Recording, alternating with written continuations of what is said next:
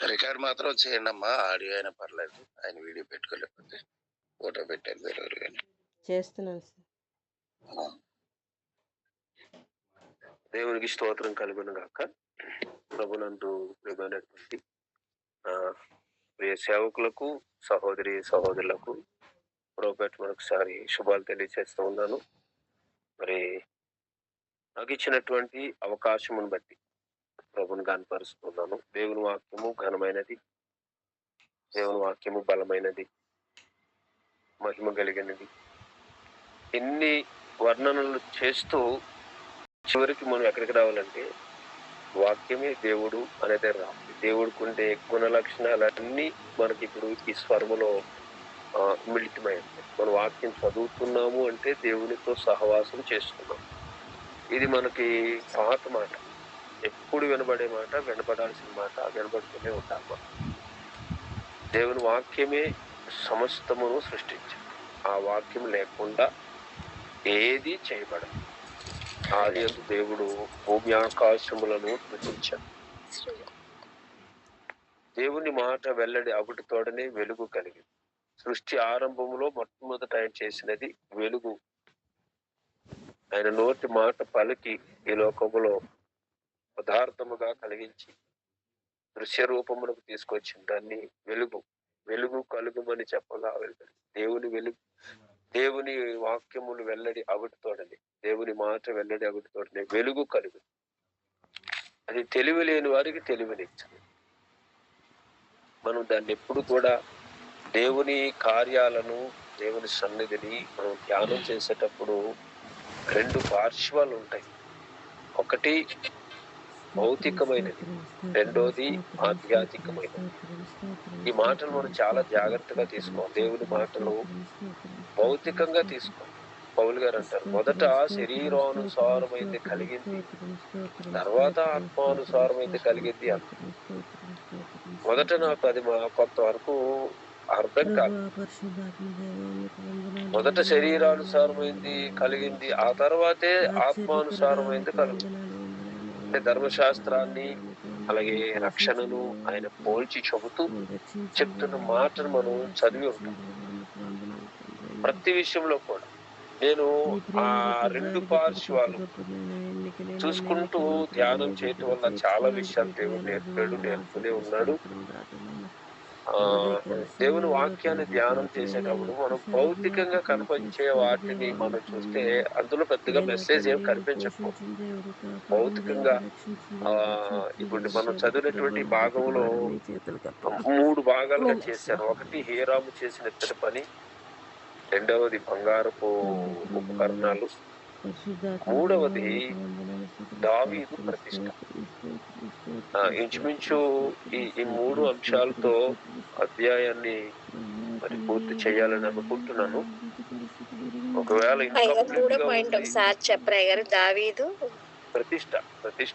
దావీదు ప్రతిష్ట చేసుకున్నటువంటి సందర్భాన్ని 50వ వచనంలో చూస్తాము.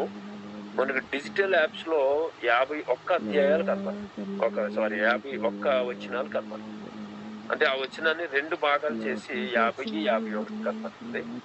మామూలుగా మన బైబిల్ అయితే 50 వచనాల వరకే రాయబడుతుంది. మామూలుగా యాప్స్ లో, ఈ ఎలక్ట్రానిక్ యాప్స్ లో ఎలా ఉంటుందంటే 51 వచనం కింద 51 వరకు ఉన్నాయి. 51 వరకు ఉంటుంది. బైబిల్లో మాత్రం 50 ఉంటుంది. బైబిల్లో మాత్రం 50 ఉంటుంది. కానీ ఇది 51 వచనంగా, చివరి వచనంగా దావీదు ప్రతిష్ట చూస్తాము. దానిని మనము ఒకసారి చదివి ఉన్నట్లయితే చదువుకున్నాం. భౌతికమైన వస్తు రూపాలన్నింటినీ చేసి ముగించారు. హీరాము గురించి గడిచిన దినాల్లో చెప్పాను. హీరాము మంచి పనివాడు. అది మరలా నేను చెప్పాలనుకోవట్లేదు. కానీ ఇక్కడ ఒక మంచి మాట్లాడమను.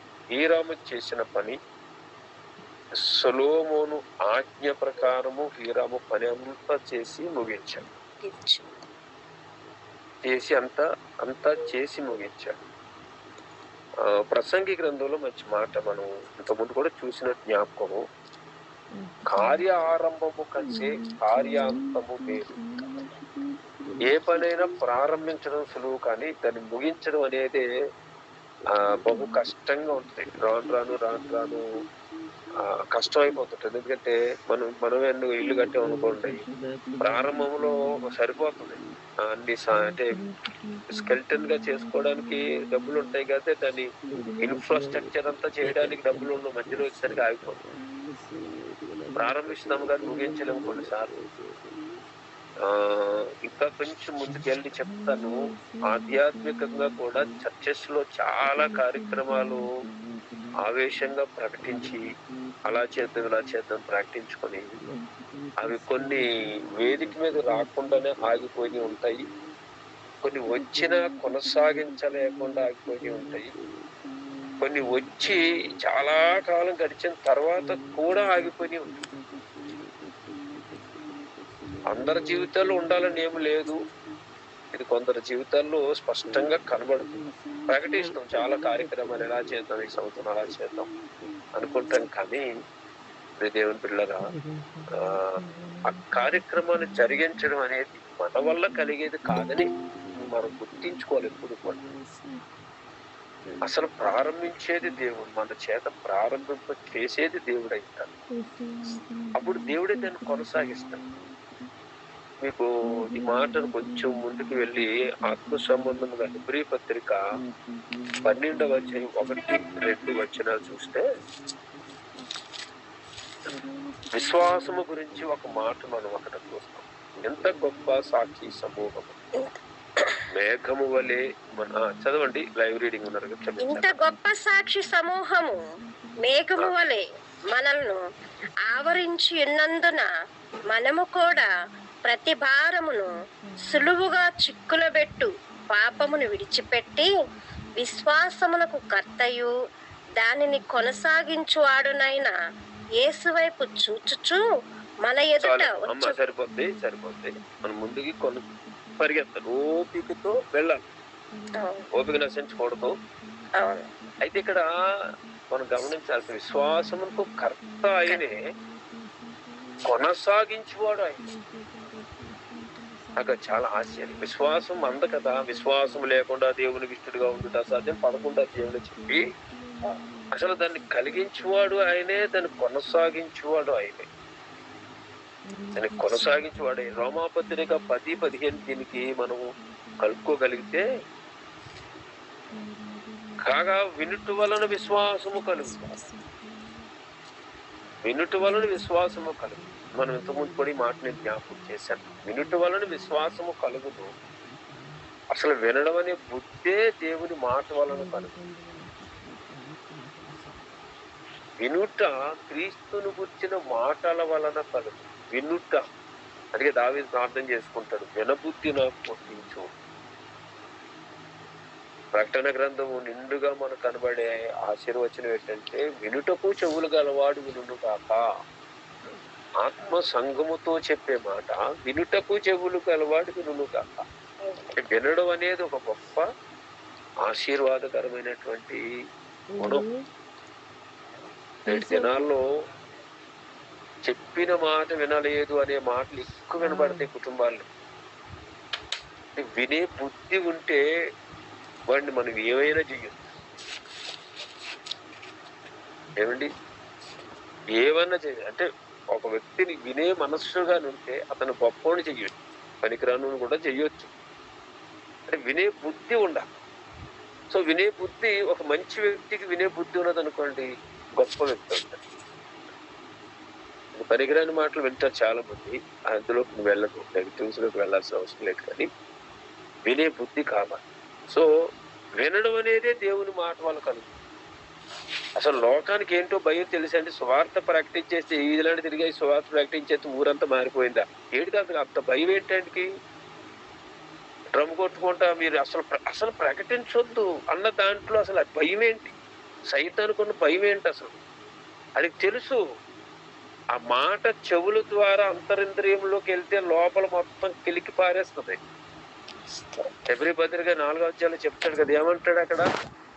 హృదయం యొక్క తలంపులను శోధిస్తుంది. ప్రాణాత్మ మూలుగులను విభజించేసి హృదయము యొక్క తలంపులను, ఊహలను, వాటన్నిటినీ మొత్తం శోధించి శోధించి శోధించి what is right, what is truth, what is really, నిజమైన సత్యం ఏమో. నిజమైన సత్యం అంటే సత్యమే నిజం కదా.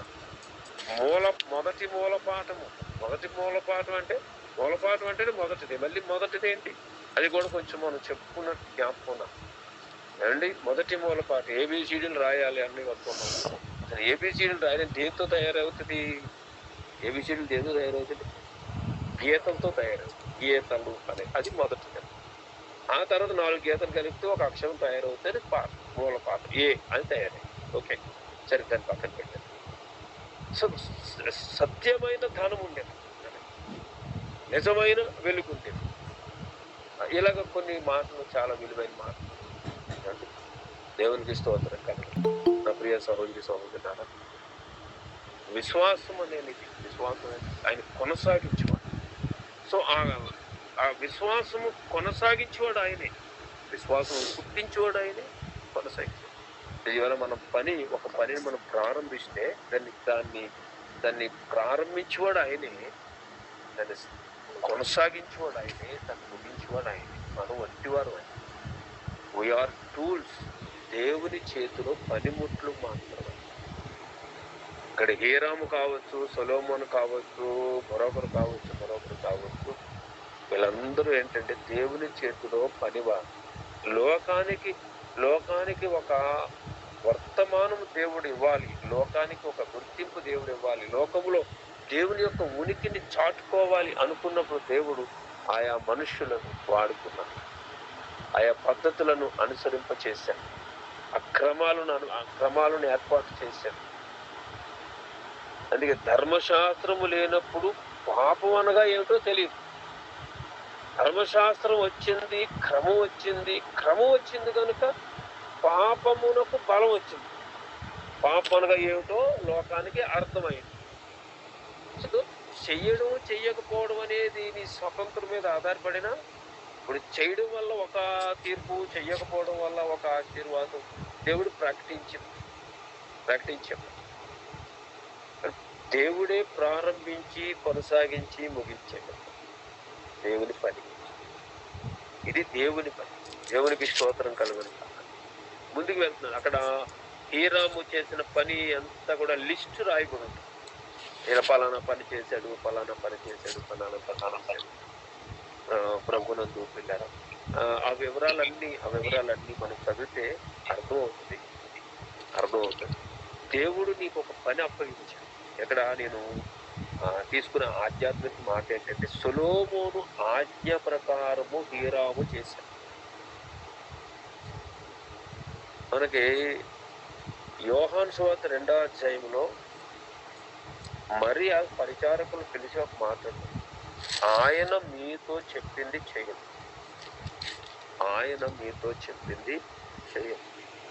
చెప్పింది చెప్పినట్టుగా చేయడం అనేది కూడా ఒక గొప్ప లక్షణం, ఒక గొప్ప వరం. చెప్పింది చెప్పినట్టుగా చేయాలి. దానికి మళ్ళా మనం మినహాయింపులు, సవరింపులు చేయకూడదు.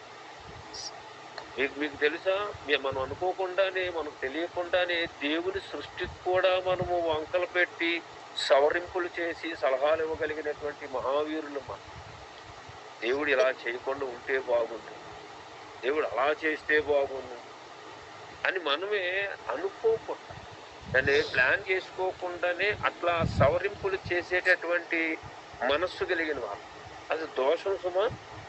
మనకు తెలియకుండా చూసేది, సులువుగా చిక్కులు పెట్టే ఇబ్బందికరమైన పాపముల విషయంలో సులువుగా మన దేవుని సృష్టికి సవరింపులు ఏంటండి? ఈ ఆస్ట్రానమీ అంతా ఏమిటి? ఈ సృష్టిని ఆధారం చేసుకొని జాతకాలు రాసిన వాళ్ళు అందరూ చేసే పని ఏంటి? మొట్టమొదట దేవుని సృష్టికి సవరింపులు. దేవుని సృష్టిలో అది మంచిది కాదు, ఇది మంచిది. దేవుని సృష్టిలో ఏది మంచిది కాదు? అసలు దేవుణ్ణి అర్థం చేసుకోవడానికి దేవుడిచ్చినటువంటి అమూల్యమైనటువంటి వస్తువే సృష్టి. రోమాపత్రిక 1వ అధ్యాయము 21వ వచనం. మేబీ రోమాపత్రిక 1వ అధ్యాయము. మరియు వారు దేవుని ఎరిగి ఆయన్ను దేవునిగా మహిమపరచలేదు, కృతజ్ఞతాస్తుతులు ఒక్క నిమిషం చెల్లించలేదు. 20వ వచనం సార్.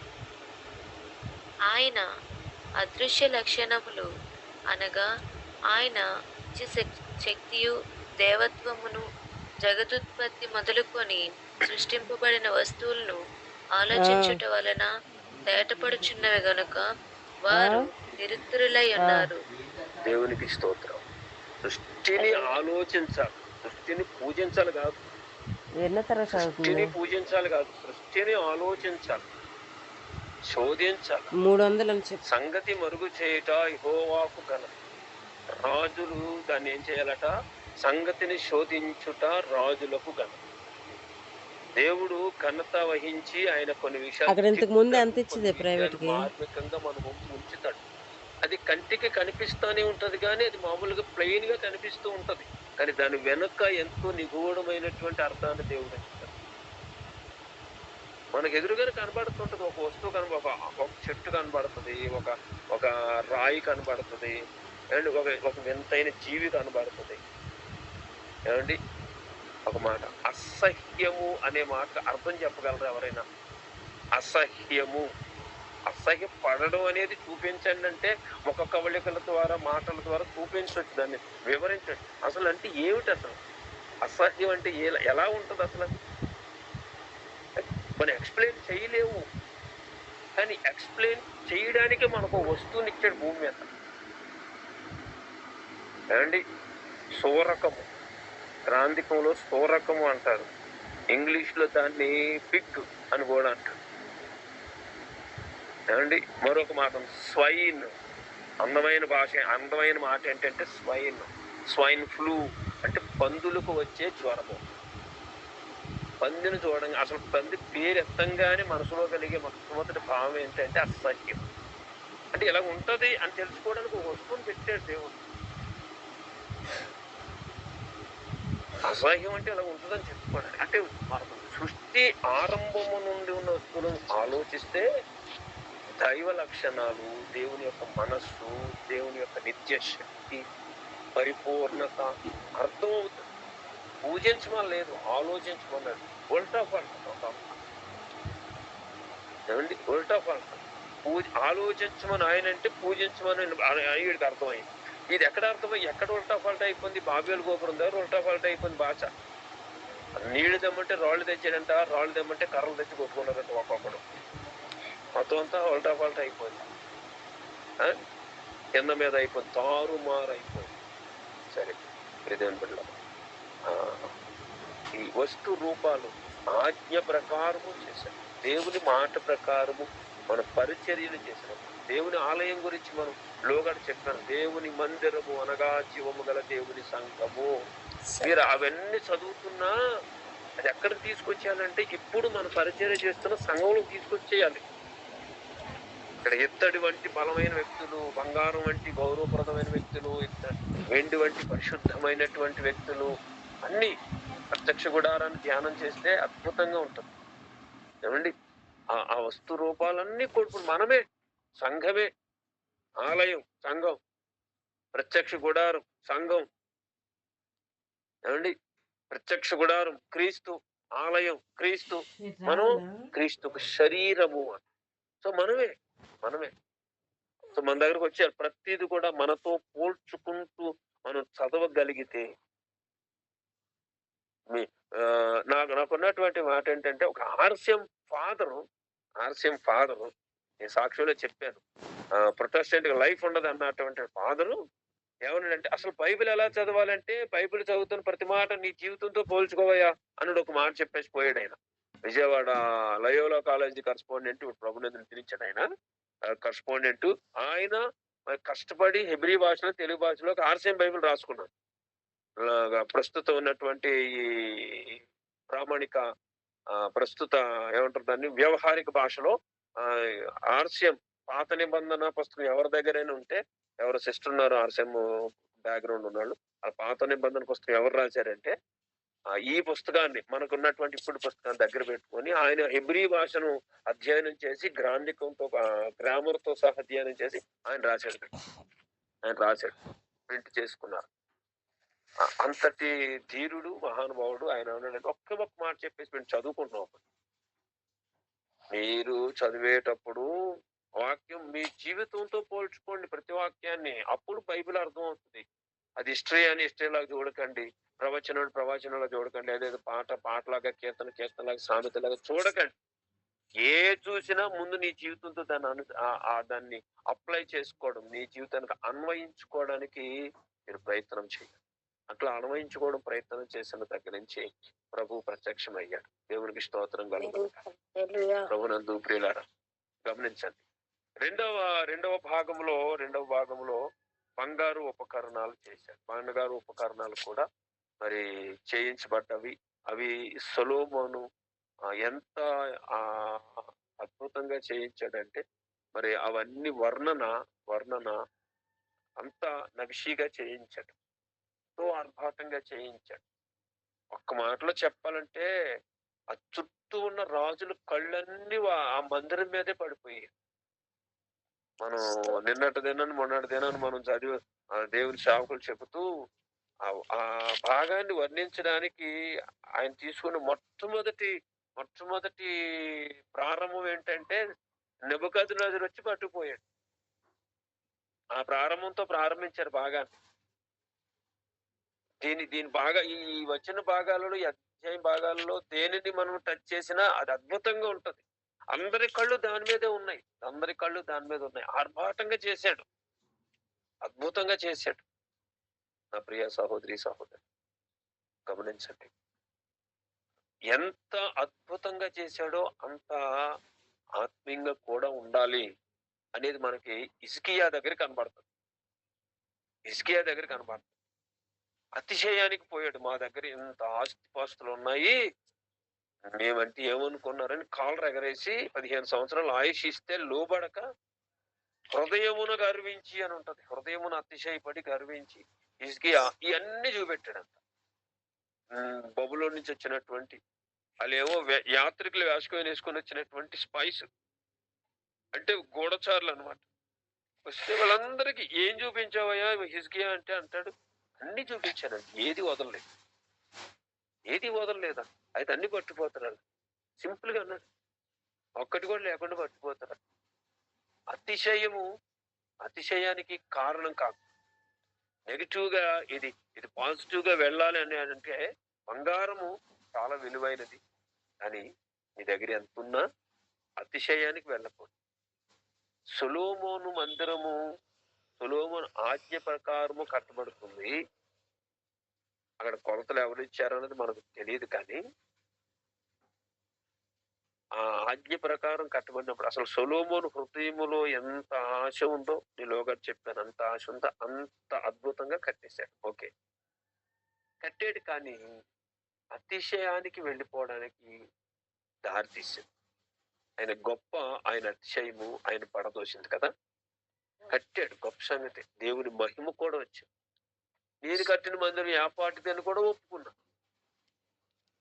ఎంత చేసినా కట్టిన వ్యక్తి దేవుని సన్నిధిలో లేకపోవడం విచారకరమైన విషయం. హెబ్రీ పత్రిక 11వ అధ్యాయంలో విశ్వాసుల వీరుల చరిత్రలోనికి ఆయన పేరు రాకపోవడం అంటే గ్రంథకర్త మర్చిపోయి రాయలేదా, లేకపోతే ఆయన పేరు లేక రాయలేదా కాదు అనుకోని, కానీ సంసోను రాసినప్పుడు సొలొమోను ఎందుకు రాయకూడదు? సంసోను పిచ్చి పనులు చేసి కళ్ళు పోగొట్టుకొని చివరికి కాడిని మోస్తూ తిరగలు తిప్పుతున్నటువంటి సంసోను పేరు రాయగలిగినటువంటి గ్రంథకర్త సొలొమోను ఎందుకు రాయలేదంటే అసలు సొలొమోను దేవుల్లోనే లేడు. చివరికి అతిశయము వలదు. అతిశయం వద్దు. బంగారము వంటి జీవితాన్ని, బంగారం లాంటి భవిష్యత్తును దేవుడు ఇచ్చినప్పుడు ఎంత దేవుడు ఆశీర్వదిస్తున్నాడో అంత వదిగి ఉండాలి. అంటే ఇక్కడ ఉన్న సందర్భానికి నేను చెప్పే మాట సూట్ అవ్వదు. మందిరంలో ఉపకరణాలన్నీ బంగారంతో అద్భుతంగా చేశాడు, దేవుని మహిమపరిచాడు, కాదనలేదు. ఇది గొప్ప పని. కానీ నువ్వు ఎంత గొప్ప పని చేసినా నీ దగ్గరకు వచ్చేసరికి మాత్రం జాగ్రత్త. దేవునికి స్తోత్రం కలుగుతారు. ఏమండి, మూడో భాగాన్ని చెప్పి నేను ముగించుతాను. ఇది కొంచెం మనం ఆలోచించదగ్గ విషయంగా ఉందని నేను త్వరగా ఇక్కడ దాకా వచ్చాను. మొదటి రాజుల గ్రంథం 7వ అధ్యాయం చివరి వచనంలో 2వ భాగం. మన బైబిల్లో అది 2వ భాగం. ఒకవేళ మీరు యాప్స్ లోంచి చదివితే అది 51వ వచనం. దీన్ని కొంచెం వివరించుకొని, నాకు ఇంకా ఒక 7 నిమిషాలు ఉంది, 7 నిమిషాలు చెప్పేస్తాను. మీరు గబగబ చదివితే కొన్ని మాటలు మనం అర్థం చేసుకుందాం. 51వ వచనం దావీదు ప్రతిష్ఠించిందని చదివండి. 50 చదివండి. నేను మేలిమి బంగారపు పాత్రలను, కత్తెరలను, గిన్నెలను, దోప కలశములను, అంతర్మందిరమును, అతి పరిశుద్ధమైన స్థలము యొక్క తలుపులకును, మందిరమును, ఆలయపు తలుపులకును కలిగిన బంగారపు బందులను వీటన్నిటిని చేయించను. ఈ ప్రకారము రాజైన సొలొమోను యెహోవా మందిరమునకు చేసిన పని అంతయు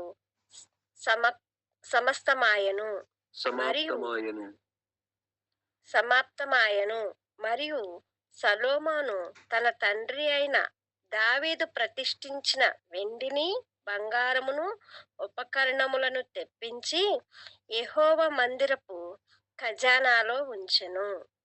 ఇక్కడ సొలొమోను చేసిన చివరి పని ఏంటంటే, దావీదు ప్రతిష్ఠించిన వస్తువులన్నీ తీసుకొచ్చి ఇచ్చాడు. దావీదు ప్రతిష్ఠించాడు. నిన్ను కట్టమన్నాను గాని నీ చేతిలో రక్తంతో తడిచెయ్యి, నువ్వు నేరం చేశావు, నువ్వు కట్టొద్దులే, మీ అబ్బాయి చేత కట్టించుకుంటాను, మీ కుమారుని చేత కట్టించుకొని చెప్పినటువంటి దేవుని మాటకు లోబడిన దావీదు కట్టడానికి కావలసినటువంటి అన్నింటిని ఏర్పాటు చేశాడు. దేవుని మందిరంలో ప్రత్యేకంగా వాడడానికి ప్రతిష్ఠ చేశాడు. ఇవన్నీ తీసుకొని వచ్చి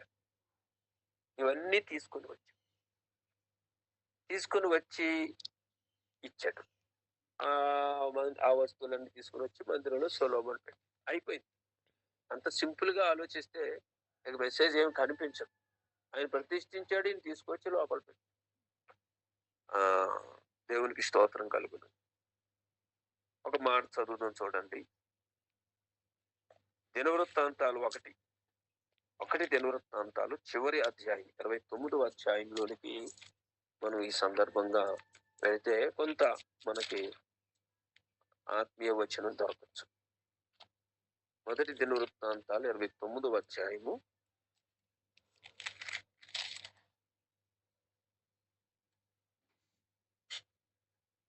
5వ వచనం. 1 నుంచి 5 వచనాల్లో కొంత చెప్తాడు. 5వ వచనం డైరెక్ట్, ఈ దినమున యెహోవాకు ప్రతిష్ఠితముగా మనఃపూర్వకముగా ఇచ్చేవారు ఎవరైనా మీలో ఉన్నారా? దేవునికి స్తోత్రం. ఇక్కడ దావీదు ఇస్తూ ఇంకొక మాట చెప్తున్నాడు. నేను దేవునికి ప్రతిష్ఠించిన విధంగా మీలో ఎవరైనా మనపూర్వకంగా ఇచ్చేవారు ఉన్నారా? దావీదు ఏదో ధనం ఉంది కాబట్టి, రాజు అయిపోయాడు కాబట్టి ఇచ్చేసి ఊరుకోలేదు. ఇది తనలాగా ప్రతి ఒక్కరు కూడా దేవునికి ప్రతిష్ఠితమైనటువంటి జీవితం కలిగి ఉండాలి. ప్రతిష్టాపూర్వకమైన మనస్సు కలిగి ఉండాలి. హృదయపూర్వకంగా దేవుని కార్యాలు చేసే మనస్సు ఉండాలని కోరుకుంటున్నాను. అది భక్తునికి ఉండవలసిన లక్ష్యం. ఈ విషయాన్ని జ్ఞాపకం చేసుకుంటాం. ఒక భక్తునికి, ఒక విశ్వాసికి, ఒక సేవకునికి, ఎవరైనా కానివ్వండి, ప్రభువునందు విశ్వాసం ఉంచి ఆయన కార్యముల యందు పాలు పంచుకోవాలని ఆశ కలిగిన వారికి, వారు చేయడమే కాదు ఇతరులు కూడా చెయ్యగలుగునట్లు ప్రోత్సాహపరచగలిగిన మనస్సు. అతిశయం కాదు. అతిశయం ఉంటే మళ్ళా మనం చేసే పనంతా బూడిదలో పోసిన పన్నీర్ అయిపోతుంది. అతిశయం ఎప్పుడూ కుదరదండి. అహంకారంలో దేవుడు ఎదిరించి దీనులకు ఆయన కృప చూపుటకు ఆయన ఐశ్వర్యం. అహంకారులను ఎదిరిస్తున్నాడు, పక్కన పట్టేస్తున్నాడు. దీనులకు కృప చూపుటకు ఆయన సిద్ధ మనస్సు గలవాడు. సో మనము దీనులమై మాదిరి కలిగిన జీవితం నేను చేస్తున్నాను, మీరు చెయ్యగలరా? ఒక సవాల్ విసురుతున్నాడు. నేను మనపూర్వకంగా దేవునికి చేస్తున్నాను, మీరు చేయగలరా? దేవునికి స్తోత్రం కలుగును గాక. నా ప్రియ సహోదరి సహోదరి గమనించండి, పౌలు గారు కూడా ఈ మాటను ఏమంటారంటే, నేను క్రీస్తును పోలి నడుచుకుంటున్నాను, మీరు నడుచుకోగలరా? కొరింథీయులకు రాసిన మొదటి పత్రిక 11వ అధ్యాయం 1వ వచనం. నేను క్రీస్తును పోలి నడుచుకొనుచున్న ప్రకారము మీరును పోలి నడుచుకొనిడి. ఇట్ ఈజ్ ఎ సవాల్. ఈ సవాల్కి జవాబు మన దగ్గర ఉందా? ఈ ప్రశ్నకు జవాబు మన దగ్గర ఉందా అనేది మనం ప్రశ్నించుకోవాలి. నేనే గట్టిగా అడగట్లేదు మిమ్మల్ని, మనం పరీక్ష చేసుకుందాం. నేను క్రీస్తును పోలి నడుచుకుంటున్నాను, మీరు నడుచుకోగలరా? నేను మనపూర్వకంగా ఇచ్చుచున్నాను, మీరు ఇవ్వగలరా? ఫిలిప్పీ పత్రికలో కూడా అదే మాట అంటాడు. ఫిలిప్పీలకు కూడా పత్రిక రాస్తూ 3:17 అదే మాట అంటాడు. 3:17 అదే మాట అంటాడు. చూడండి, సహోదరులారా, మీరు నన్ను పోలి నడుచుకునుడే, మేము మీకు మాదిరి అయి ఉన్న ప్రకారము నడుచుకున్న వారిని గురిపెట్టి చూడుడి. అంతే. చూడండి, మీరు నన్ను పోలి నడుచుకోండి. అక్కడేమో క్రీస్తుని పోలి నడుచుకుంటున్నాను, ఇప్పుడు నన్ను పోలి నడుచుకోండి అన్న తర్వాత ఇప్పుడు స్వయంగా చెప్తున్నాడు, మీరు నన్ను పోలి నడుచుకోండి. అంటే నువ్వేమైనా దేవుడువా? కాదు, నేను దేవుని పోలి నడుచుకొని నా నడక దేవునిది. అది పౌలు గారు చెప్పే మాట. నా నడక దేవునిది, నా ప్రవర్తన దేవునిది, నా ఆలోచన దేవునిది. నేను ఏదైతే ప్రకటిస్తున్నానో అది దేవుని వలనే నేను పొందుకున్నది. ఎఫెసీ పత్రికలో ఇంకా అద్భుతమైన మాట అంటాడు, నేను పూర్తిగా ఎరగబడి ఉన్న ప్రకారము. ఆ మాట చాలా ఆలోచింపచేస్తుందండి. దేవునికి స్తోత్రం కలుగును గాక. 3వ అధ్యాయము 8వ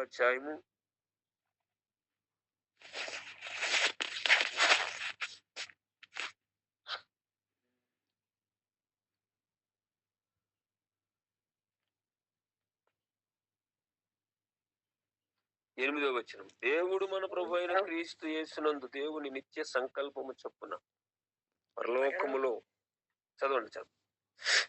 పరలోకములో ప్రధానులకును అధికారులకును సంఘము ద్వారా తన యొక్క నానా విధమైన జ్ఞానము ఇప్పుడు తెలియబడ వలనని ఉద్దేశించి శోధింపసఖ్యము కాని క్రీస్తు ఐశ్వర్యమును అన్యజనులలో ప్రకటించుటకును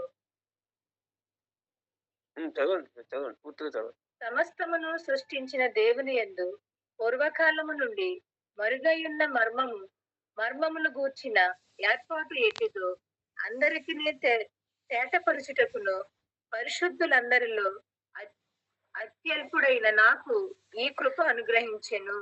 దేవునికి స్తోత్రం. 4వ వచనం కూడా అంటాడు, మీరు దానిని చదివిన ఎడల దానిని బట్టి ఆ క్రీస్తు మర్మమును గురించి నాకు కలిగిన జ్ఞానము గ్రహించుకొనగలరు. దేవుని మర్మాల గురించి నాకున్న జ్ఞానం మీరు తెలుసుకుంటారు. ఈ మర్మం ఇప్పుడు ఆత్మమూలముగా దేవుని పరిశుద్ధులుగా అపోస్తులకును ప్రవక్తలను బయలుపరచబడి ఉన్నట్లుగా పూర్వకాలమందు మనుషులకు తెలియబడపరచబడలేదు. ఆ మర్మం మాకు తెలియచేశాడు, మీరు తెలుసుకుంటారు.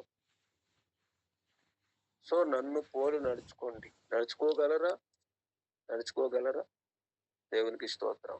దేవుని బిడ్డలారా, 10 నుంచి ఇందులోని 29వ అధ్యాయం మొదటి దినవృత్తాంతంలో 10 నుంచి 20 వచనాల్లో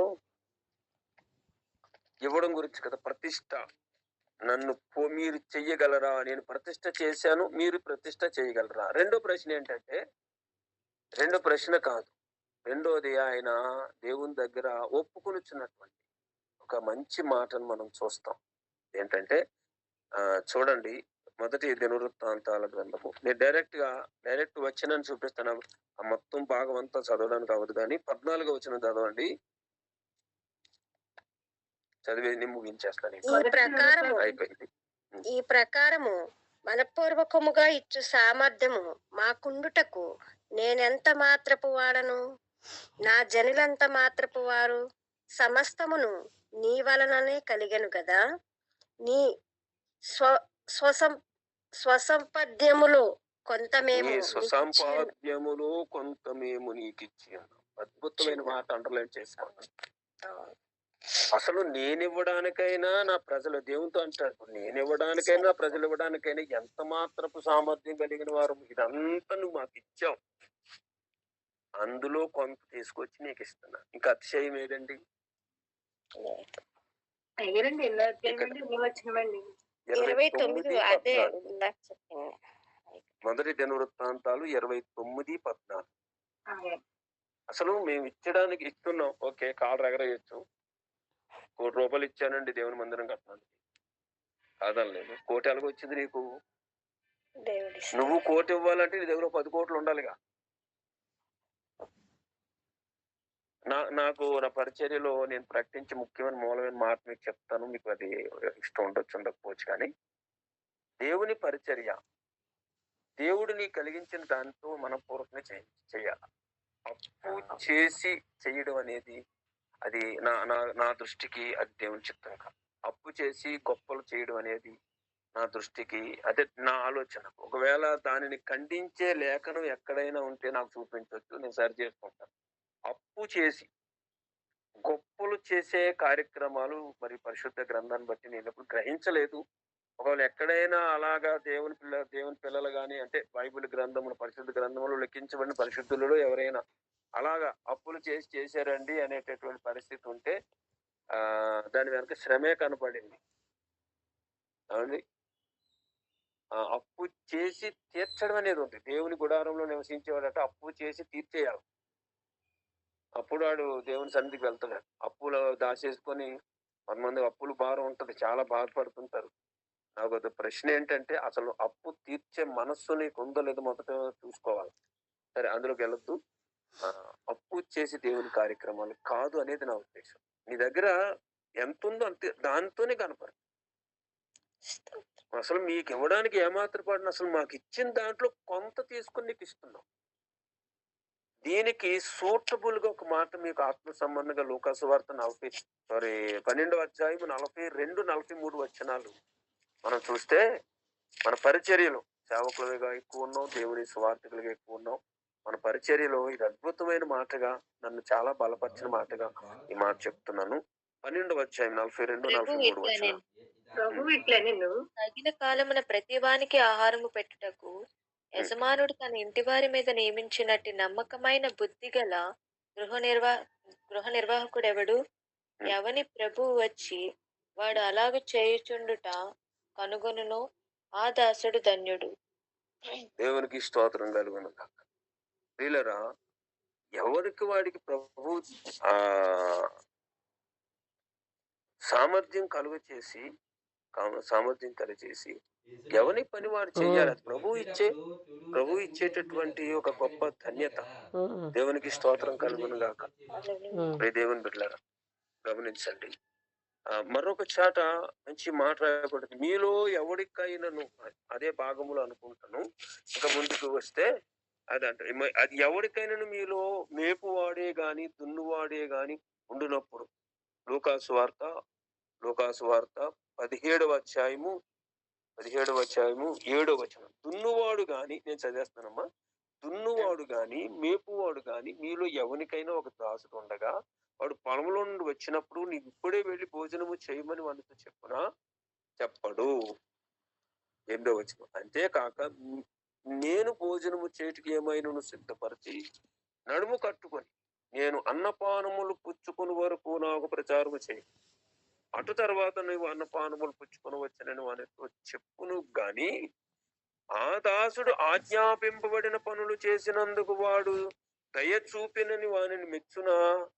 అటువలే మీరును మీ ఆజ్ఞాపించబడినవన్నీ చేసిన తరువాత మేము నిష్ప్రయోజకులమైన దాసులము, మేము చేయవలసినవే చేసి ఉన్నామని చెప్పుడను. క్లియర్. ఇంకా అతిశయానికి తావు లేనటువంటి క్లియర్ కట్గా ఉన్నటువంటి భాగం ఇది అండర్లైన్ చేసుకొని ఎన్ని 100 సార్లు చదివితే అంత దీనత్వము, దయాళుత్వము, అంత దీన మనస్సు మనకు వస్తుందని నేను నమ్ముతున్నాను.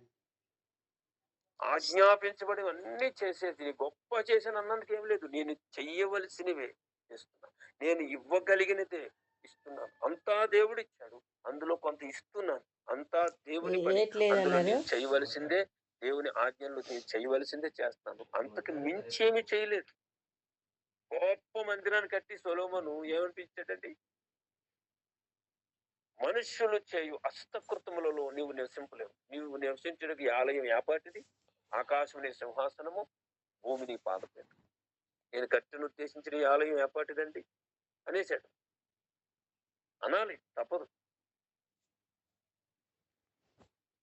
మేము చేయవలసిన పనే చేస్తున్నాం. నీవు ఆజ్ఞాపించిన వాటిని చేసినను ఒక అతిశయ కారణం ఏమి లేదు. మేము అతిశయించని ఎడల క్రీస్తునందే అతిశయించడం. అతి కృప పరిశుద్ధాత్మ దేవుడు మనకు నేర్పించి నడిపించి బలపరచును గాక. ఆమేన్. Thank you. హల్లెలూయా. సమయం